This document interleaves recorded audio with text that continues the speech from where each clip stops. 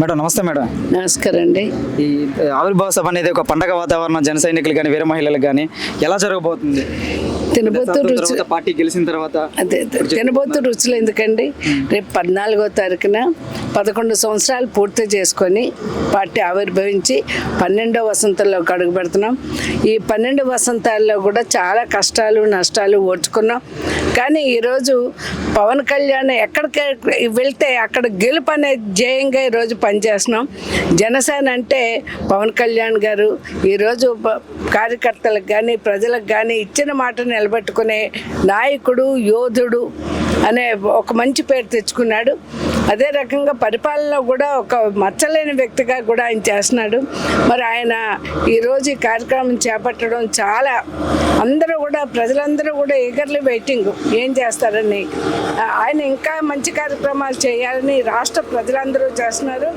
ముఖ్యంగా ఈ ఆవిర్భావ దినోత్సవం వేడుకల్లో మరిన్ని సంక్షేమ కార్యక్రమాలు, అభివృద్ధి కార్యక్రమాలకు ఆయన శ్రీకారం చుడతారని చెప్పి మనస్ఫూర్తిగా కోరుతున్నాం.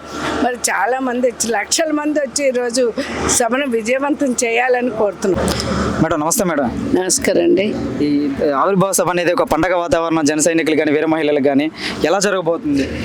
తినబోతు రుచి పార్టీ గెలిచిన తర్వాత అదే తినబోతు రుచులు ఎందుకండి? రేపు 14వ తారీఖున 11 సంవత్సరాలు పూర్తి చేసుకొని పార్టీ ఆవిర్భవించి 12వ వసంతంలోకి అడుగు పెడుతున్నాం. ఈ 12 వసంతాల్లో కూడా చాలా కష్టాలు నష్టాలు ఓర్చుకున్నాం. కానీ ఈరోజు పవన్ కళ్యాణ్ ఎక్కడికి వెళ్తే అక్కడ గెలుపు అనే ధ్యేయంగా ఈరోజు పనిచేస్తున్నాం. జనసేన అంటే పవన్ కళ్యాణ్ గారు ఈరోజు కార్యకర్తలకు కానీ ప్రజలకు కానీ ఇచ్చిన మాట నిలబెట్టుకునే నాయకుడు, యోధుడు అనే ఒక మంచి పేరు తెచ్చుకున్నాడు. అదే రకంగా పరిపాలనలో కూడా ఒక మచ్చలేని వ్యక్తిగా కూడా ఆయన చేస్తున్నాడు. మరి ఆయన ఈరోజు ఈ కార్యక్రమం చేపట్టడం చాలా అందరూ కూడా ప్రజలందరూ కూడా ఈగర్లీ వెయిటింగ్ ఏం చేస్తారని.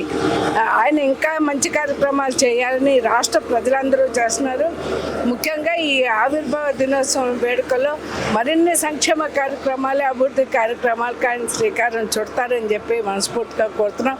మరి చాలామంది లక్షల మంది వచ్చి ఈరోజు సభను విజయవంతం చేయాలని కోరుతున్నాం.